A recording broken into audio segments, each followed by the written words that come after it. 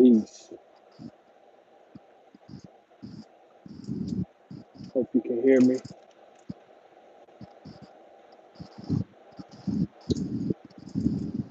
This is throwback style, like I used to do years ago, where I would do my lives while I was driving.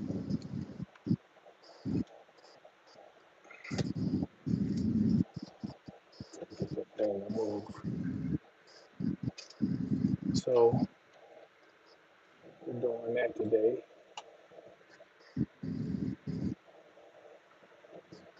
Throwback version.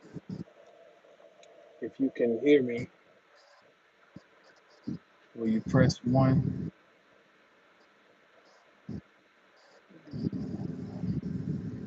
Man, it's traffic.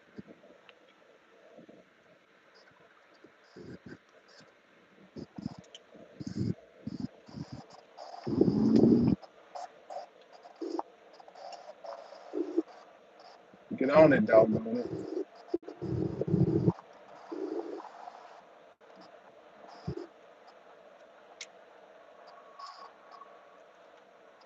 Get you out of Dodge.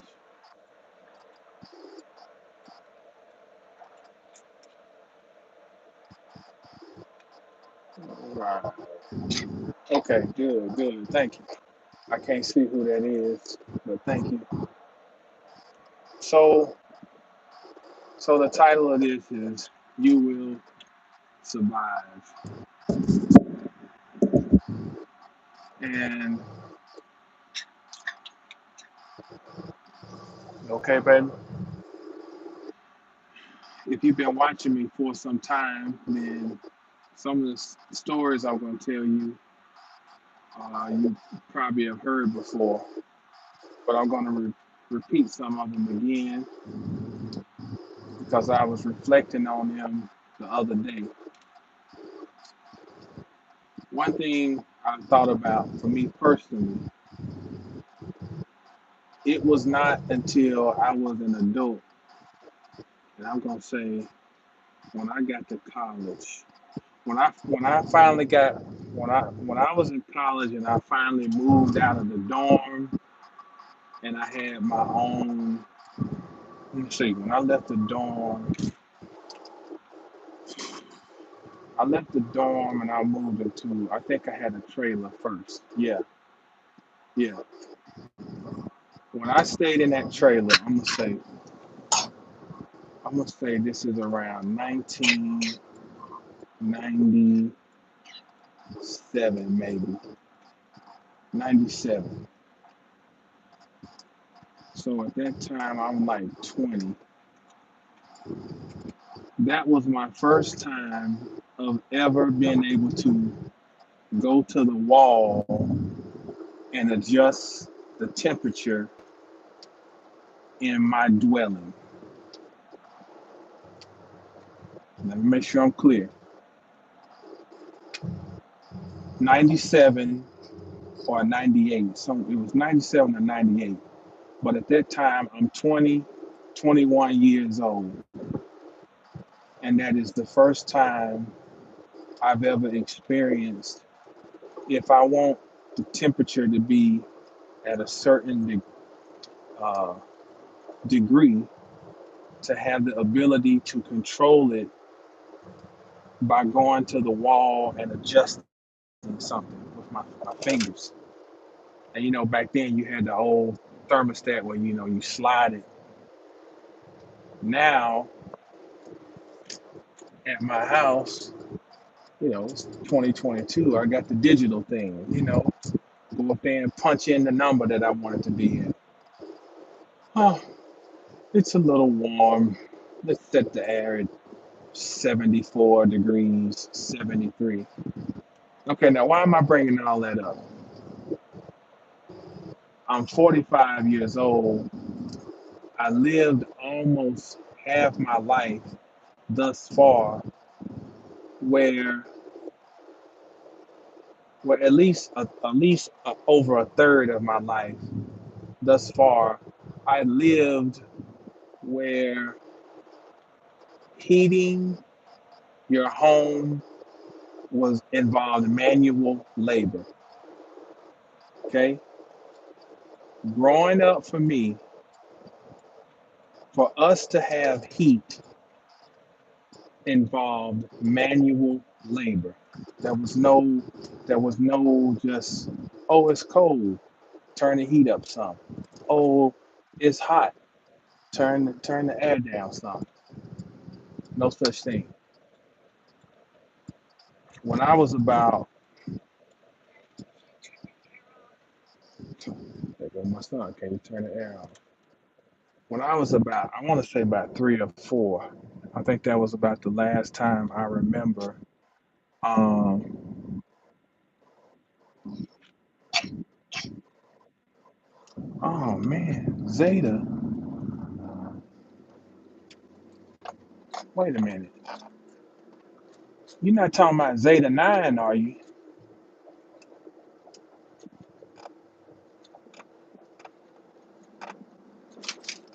Wait a minute. Hold on.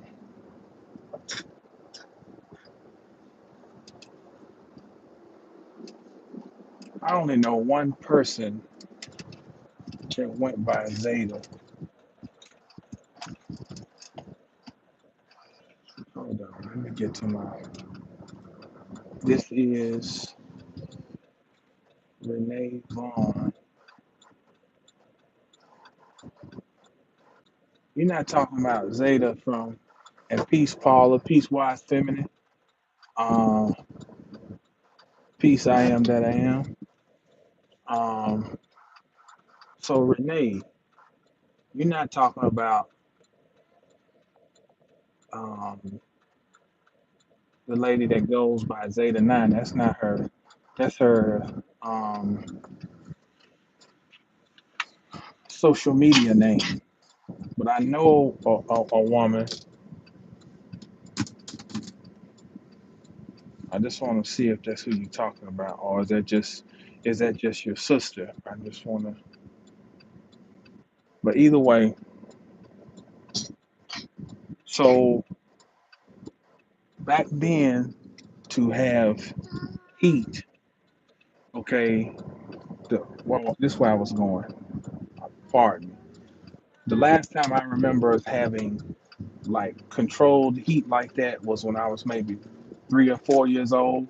We had a gas furnace and never really heated up the house all that good anyway. It was an old house, where you had radiators, um, and they will burn you if you touch them, but they never really gave off no heat. So when the gas furnace conked out, that was a wrap. Parents didn't have the money to get it fixed, so we had to figure out another way to heat the house. So a friend of ours, Miss Susie, had an old Fisher wood burning stove, cast iron. Uh, Peace, Tracy. And she gave us that stove, and we had that installed, you know. And then we got some kerosene heaters, and so our system was the bulk of the heat came from the wood stove. So that means, of course, we got to go out and start buying wood and things of that nature. Um, and so the main heating source was the wood stove. And then we had the kerosene heaters as the go in between, to heat them little spots of the house where it ain't gonna get. We had a kerosene heater in the hallway downstairs, in the hallway upstairs, and one in the kitchen. Um, and that was how our heat was supplied. So to heat the house, okay, if you got in a load of wood, um, somebody would come up in the yard and drop off the wood in the yard. You gotta throw the wood off the truck, okay? Then you gotta go and stack the wood beside the house, okay? Then you gotta have a small stack that you keep on the porch. Then you gotta have a little smaller stack that you keep right beside the stove. So when the stack beside the stove is low, straight up retarded. Why not move your buggy out the middle of the street? Um, the wood beside the stove gets down, you're gonna get some more off the porch and replenish that. When that wood on the porch get low, you got to go to the stack and replenish, and boom, boom, boom. It's just like working in a factory. And when that wood outside is gone, it's time to order another cord of wood, or half a cord, or however much we used to get. Um, I picked the perfect time to go live, right when I gotta go up here and get some gas, but it's all good. Um, and so the kerosene heaters, I think if I remember correctly, you could go and fill up a can for $5 back in the day. And so we go and load up. You go and get up about 5 cans, go fill those up down at the gas station with kerosene. It was an art to that. You had to know how much you could pump without it shooting all out on the ground on you. Um, and you had to know how to fill it up. What's up, Dark Truth? You had to know how to fill up the kerosene heater to not spill it all over the place. Then them cans ain't light, carrying them from the truck into the house, then stack them on the back porch. More, hold your food, you know. So, I'm making all this long. Basically, I'm saying all this to tell you to explain how laborious it was to keep the heat going. Okay, it was not easy. Now, at this point in life, that's not the way life is for me. And my children don't know anything about living like that. They don't know anything about um, if your power goes out and you got a wood stove to cook on. They don't know about the power gets cut off because the bill wasn't paid. And you just like, hey, bust out some flashlights and some candles. They don't know about the water getting cut off, and you just so happen to have somebody, one of your neighbors, stay around the street who work for the city, and they bring you the tool so you can go out at night and turn your water on until the city catch up. They don't know about having old galvanized steel pipes that freeze up in the winter, and what little bit of water you can get, you know, you got to boil it on the stove and you got to bathe out of that, you know, what we call a bird bath. They've not experienced any of that, but I have. And I have not forgotten that, you know. Um, I have not forgotten about my old man saying, if you're gonna have to be out in that cold, you put some Vaseline on all your body, put on some long johns, then put your clothes on top of that. All those things are still in here. And I'm bringing all this up to say this. When you look on the internet, there is so much fear mongering going on. Um, and most of it is being used so people can sell something. You know, um, selling you food rations, selling you their business plan so you can become a millionaire before everything blows up, selling you their courses on how you can do this and do that. And I want to qualify what I'm saying, that there's nothing wrong with you have expertise in the area and you say, hey, I have knowledge for sale. That's nothing new. There's records of that going on in the 7th century. That these Irish monks come into town, and they would get off the boat and be like, "Hey, I have knowledge for sale." So there is nothing. What's up, Flex? There's nothing wrong with that. The issue is though when we're trying to use the tactics that has been created by the machine that we're up against, meaning the machine that created something called fear mongering, that created the and I hate to say it, and we all have to market, but marketing um, inherently hinges on psychology. You have to know how people think, you know, and it's a thin line between knowing how they think and then knowing how to abuse that knowledge. And so we know that people are concerned about their survival and how they're going to function in the future, or if they have a future. And then we use that as a means of pushing them to invest in something or spend money. That's, you know, we can, that's unjustifiable, you know. And I know people on the flip side, people tend to gravitate more towards the people who would willingly tear their head off.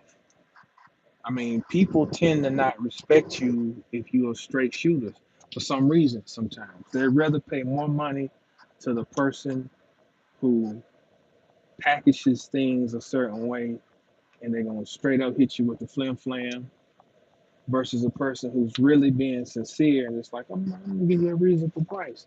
People tend to think that there's a loss of value associated with that. But that still doesn't excuse the fact of your intent. If your intent is to take advantage of people and to push their fear buttons, you are no more than the savages that we are actually up against. And so I want to say all that because that is a big thing now. I keep telling y'all better get this. Time gonna run out on y'all, and as if to say, I'm gonna be straight. I'm gonna be sitting up somewhere eating filet mignon while the world is burning, and I'm gonna be chilling. I'm gonna be part of the elite. And don't say I didn't try to give y'all a heads up. See, here's my thing: people are gonna flourish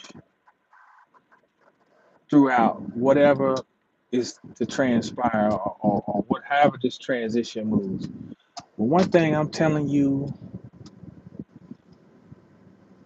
people don't like to hear this, but you better always stay humble. You better always stay humble. Win that way. So many people doing videos now. All of y'all who took out them PPP loans, guess what? They coming for y'all. Like, look, I had sense enough when the thing came out. I was like, nah, free money. No, I ain't touching it. And I mean, I know I heard, man, I had opportunities. People tell you, yeah, this how I did it and such and such and that. It's like, oh, I ain't messing with it. But what I'm not gonna do, that was the decision I made because I got my own common sense. But I'm not about to put up videos talking about how, oh, they coming for y'all. See, this is what killed me about the world. We can see certain atrocities. Exactly, Dark Truth. I respectfully decline. And what you do now, I mean, I have my conversations with my wife about, certain folk and this and about it. I'm not getting on the internet. The internet is like vomit because whatever comes out, it comes out with force. Because even if only 100 people hear you, that's 100 people versus you just having a private conversation. It's broadcasting, okay? And so, the thing is, we people who are not part of the elite. When I say elite, I mean classes of certain socioeconomic background. They can see what's wrong with those, how these people set this world up to have everybody at each other's throat, but secretly want to be part of that same class. You can't wait to be in a position where you can be able to tell somebody else, look at you. Bring me my spoon, peasant. You can't wait. You know, um, I hear how people talk down to people when they do their videos and this and that. And uh, and you got to understand when people talk like that, they are assuming that they're talking to people at a certain level. Because you don't talk up to people like that, you talk down to people like that. I can't wait to be an oppressor. Oh, I can't wait. You wait till I figure out I'm gonna come back and put my foot on all y'all's neck. That's the mindset. That's insane. That's kind of like that Stockholm thing. And so we get into this, we start trying to run the same playbook that we've seen run on us. And by us, I mean across the board, all basic common people who ain't rich. Can't wait to oppress somebody. I gotta pump this gas. Y'all just hold tight for me, please, because I don't want these people all in my business while I'm trying to. Oh no, I'm not talking to Granny, baby. I'm talking to the World Wide Web. Yeah. Yeah. We already talked to Granny. Hold tight. I'm coming right back. Okay. I gotta get this gas so we be out here. What I'm gonna do? I'm gonna try to keep talking without this phone.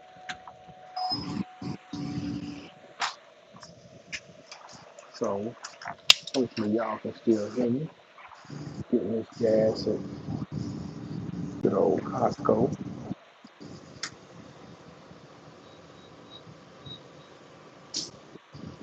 But they got the cheapest price.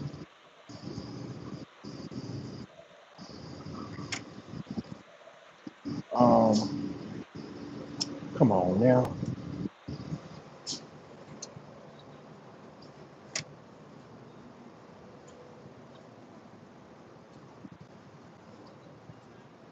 Ah, this thing talking about real sir. Let me see if I go this way.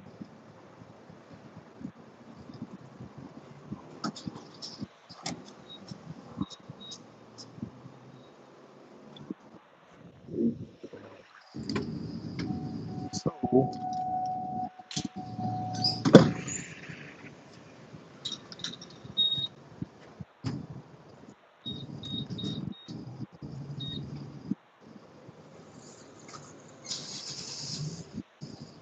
what use this one?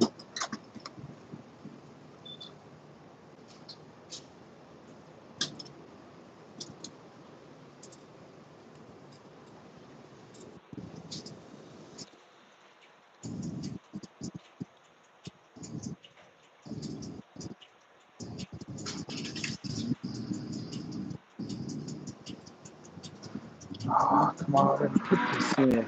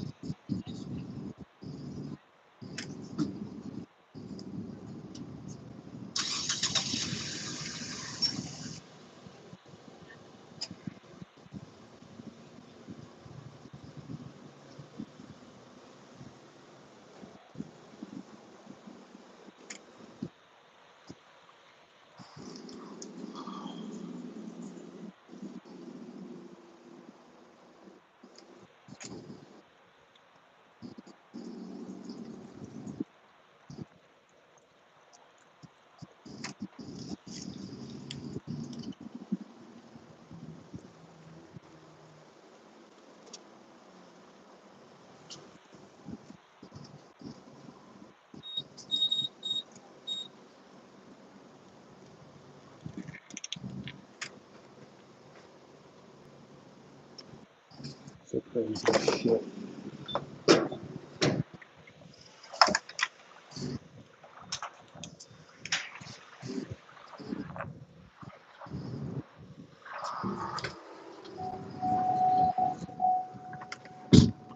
Okay, my bad.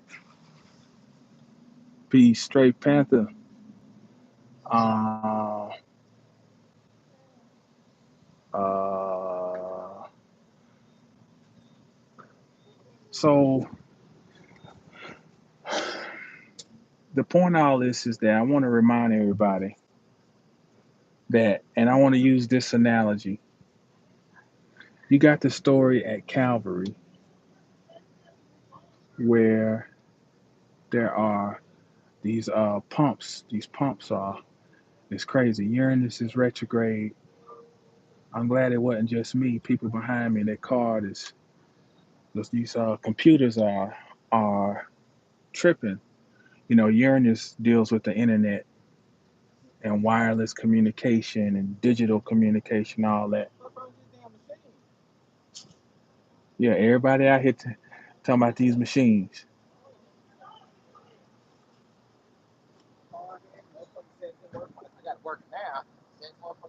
Yeah. Okay. Okay.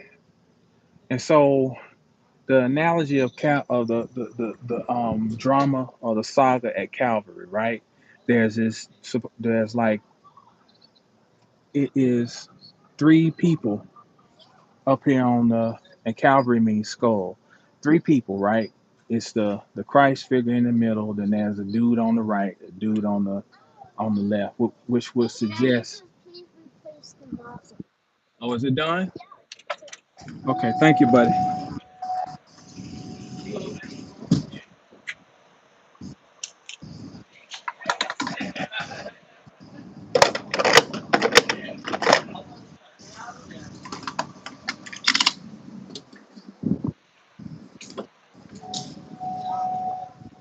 All right, more. You just dropped your fork. God, just just give me that before you drop it all on the floor. You full? All right. No, honey, you just have to wait.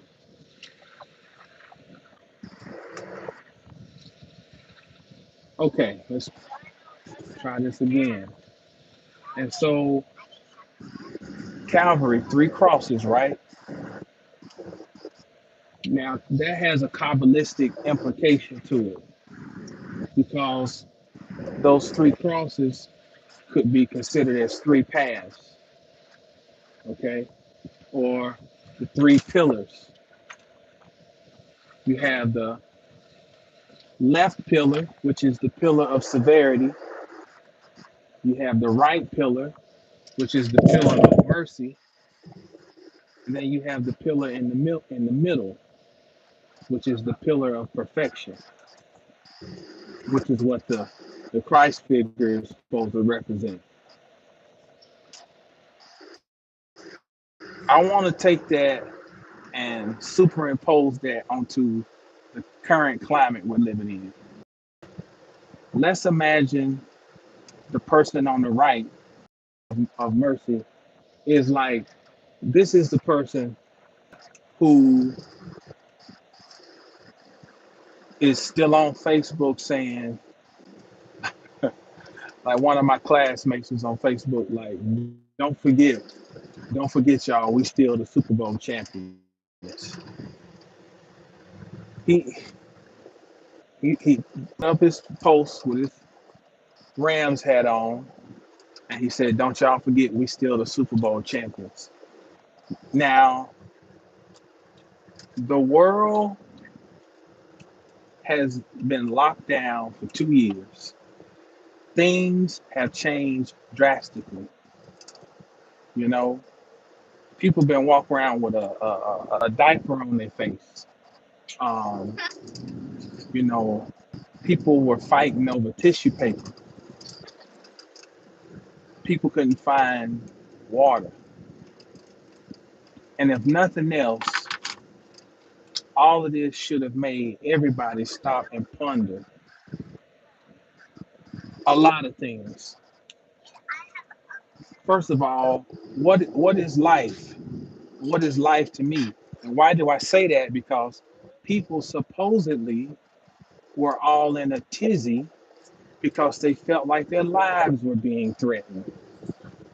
And if you feel like your life is being threatened, well, what is life to you anyway?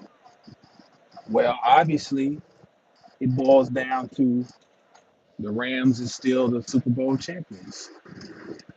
So that's the person on the right who's just oblivious. They just think everything's everything. Everything just everything's back to normal. Okay, y'all, here we go. It's football season. You know, what about them Cowboys? Then on the left side, you have the person who is watching the markets like, man, the stock market's looking funny. It moved down 20 points or whatever. Or they around here, hey, quiet down.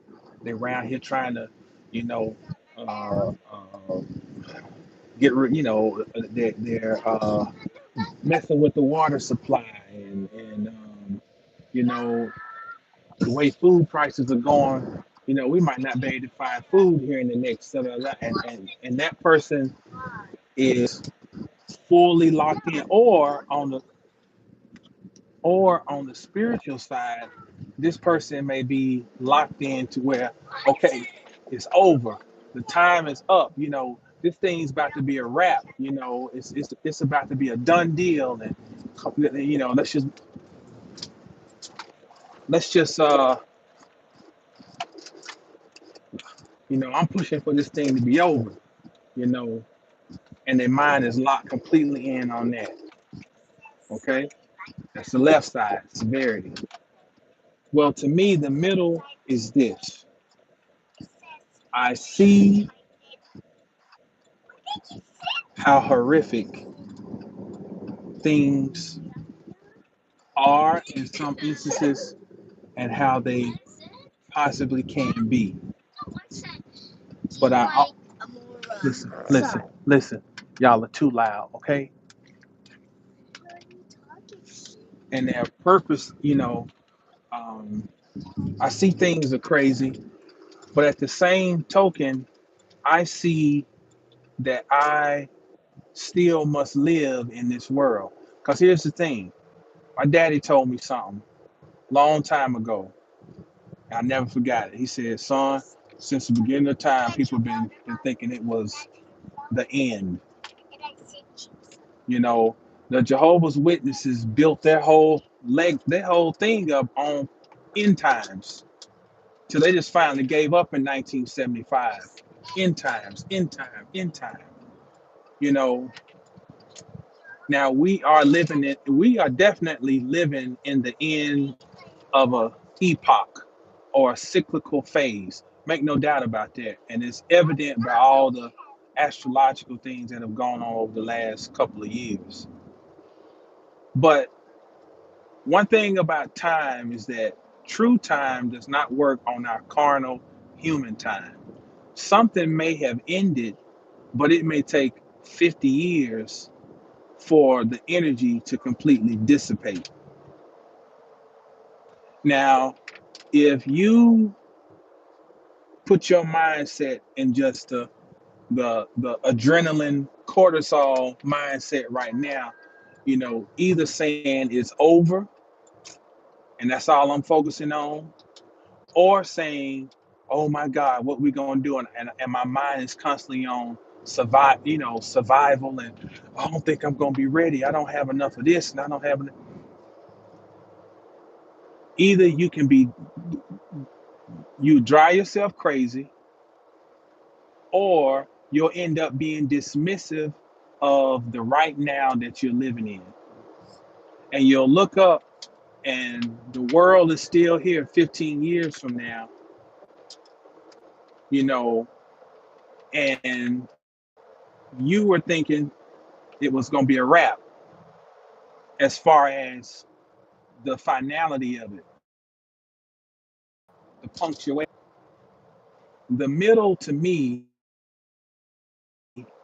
is being angles, but also still aware that I'm still I'm still here in the matrix. So let me work my magic while I'm here in the matrix.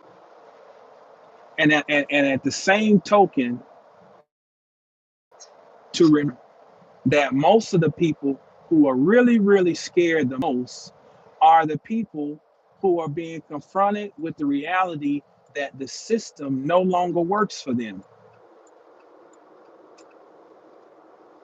I'm going to say that again. The people who are experiencing the greatest angst are the ones who are coming to the realization that the system no longer works for them.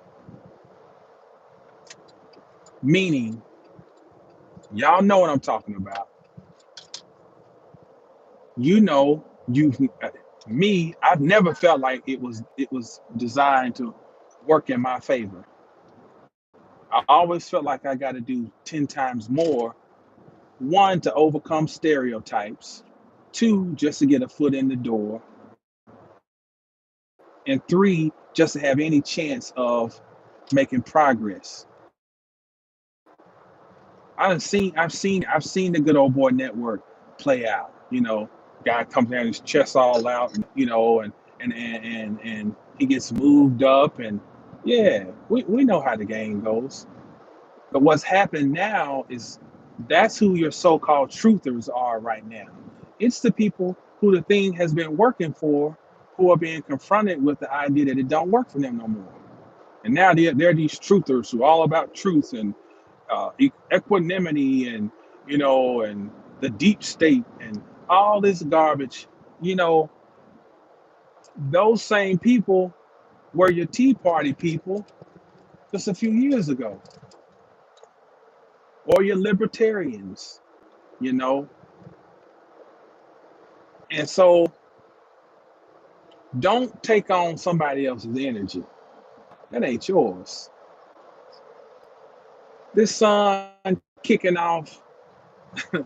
This sun is kicking off so much radioactivity,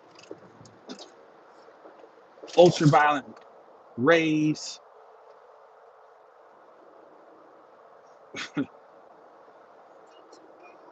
and each heavenly body has a psychological imprint. The sun is the deeper expression of the soul. If you look at the glyph, there's a dot in the middle and a circle on the outside. It is the dot exploding out expression. And so that sun is permeating and activating those who have that dot deep inside. And those who don't is burning them up, literally and figuratively. So while I am cautious, I'm still optimistic. Not no fool, like I said the other day, you know, if you can position yourself to be doing something that involves a skill of some sort, then go for it. You know, um, don't just settle for, "Oh, I'm just going, I'm gonna stock at Walmart," because that stuff like that is definitely on the way out. Because they can put a robot out there and just put stuff up on the shelf. You know, basic labor is just being wiped out at an exponential rate. So yeah, you gotta use your common sense. We still here functioning within the matrix. You know, but on the same token, man, you will survive.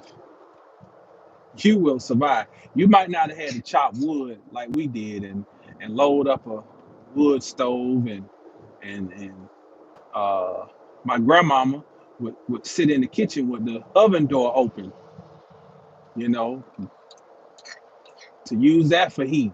You that may not have been your experience, but 9 times out of 10, you got some experiences of where you had to survive that you can still tap into. That's why they send a soldier to boot camp,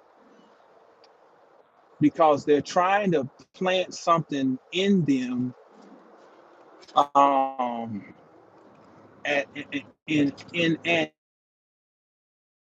intense fashion, so that if and when they find themselves on the battlefield, they will have been introduced and will be familiar with some type of stressful environment, so that they won't be completely shocked when they get out there and they got the, they've already been crawling under barbed wire with some. Like my daddy told me when he was in the Air Force, they were shooting live ammunition at them, live ammunition. So if somebody lifts your head up, you getting popped for real.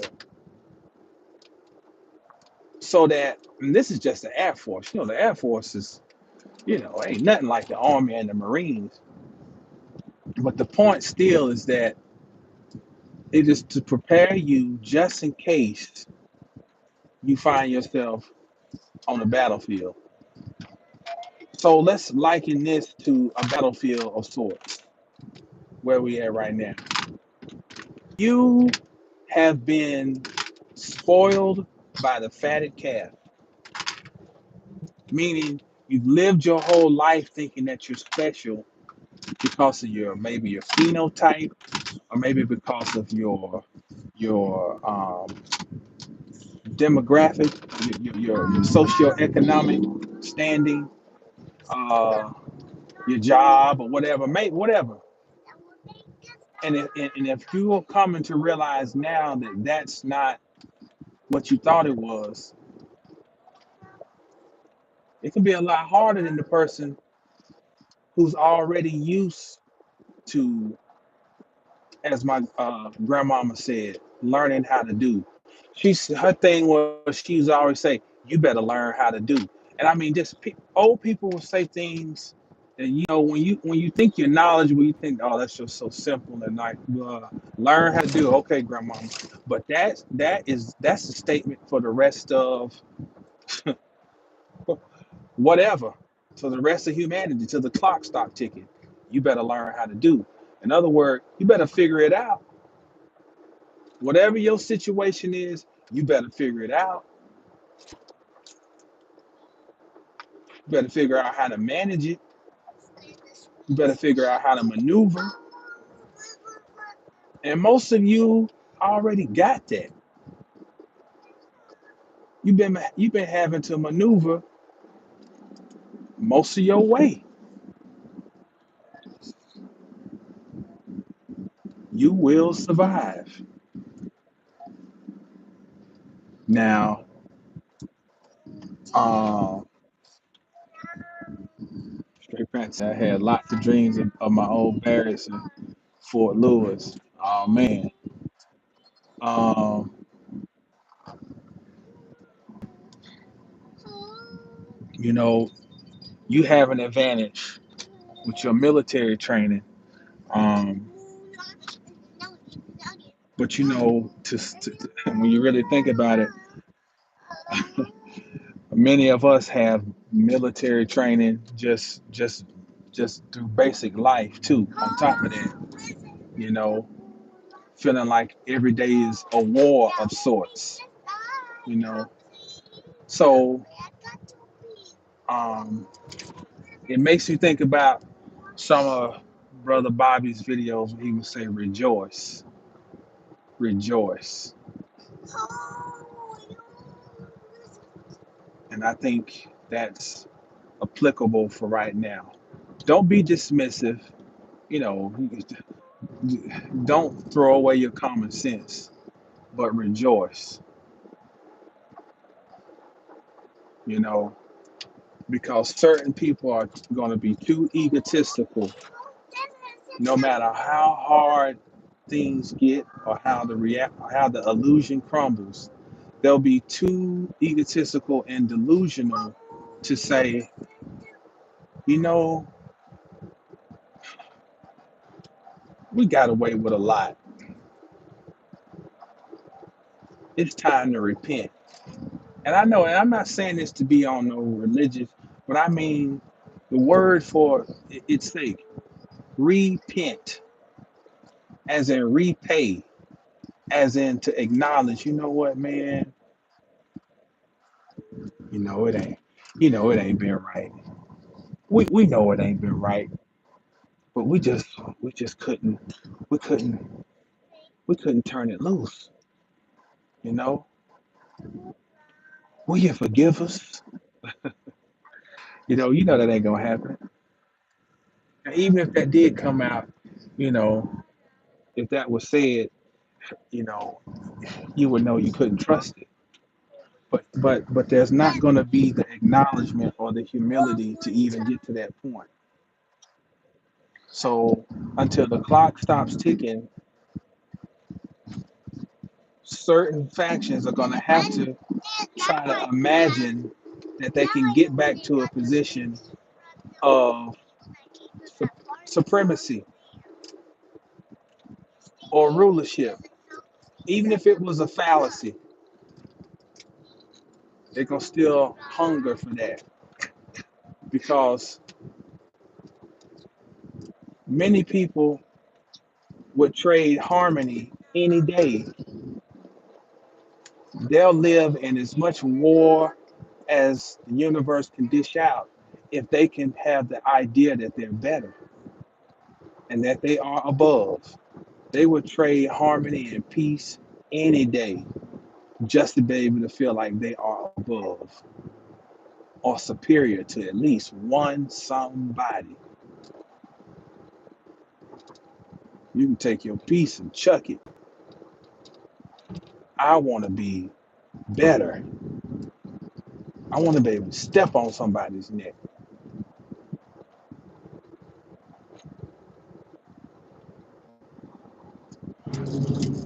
If you, and I hate to sound cliche-ish, but if you're on a certain frequency right now,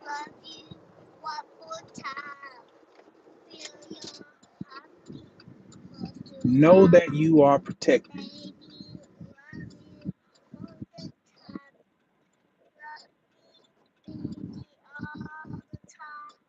My daughter back here singing George Benson.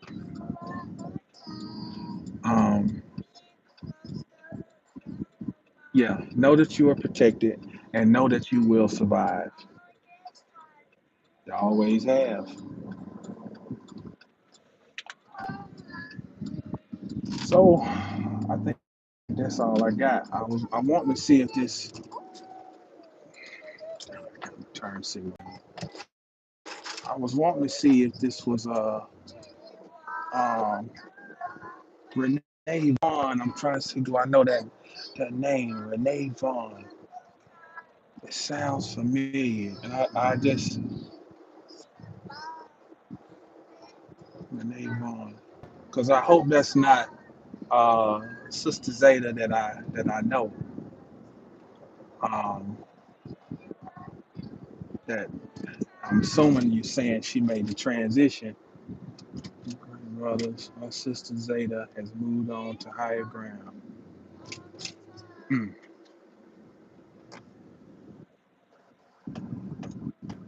But if she has, if that's either way, condolences to you and your family, Renee. Um, Ashe to your new ancestor, and but yeah, I appreciate everybody for tuning in as always. I do these things impromptu.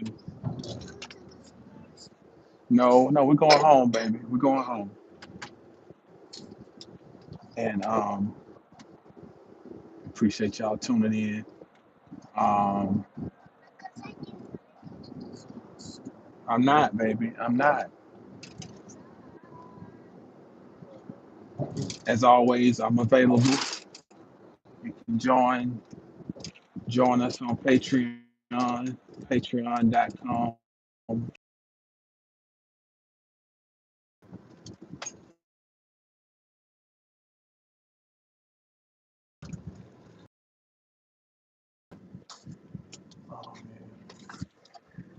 And it's just $5 a month. Things metaphysical, astrological, physiological, numerology, etymology, get in a little bit of everything. Um, and as always, I'm available for your astrological needs, readings of all types. 720astrology.com. Everybody keep your chin up and stay down until you get up. When you get up, stay down. Peace.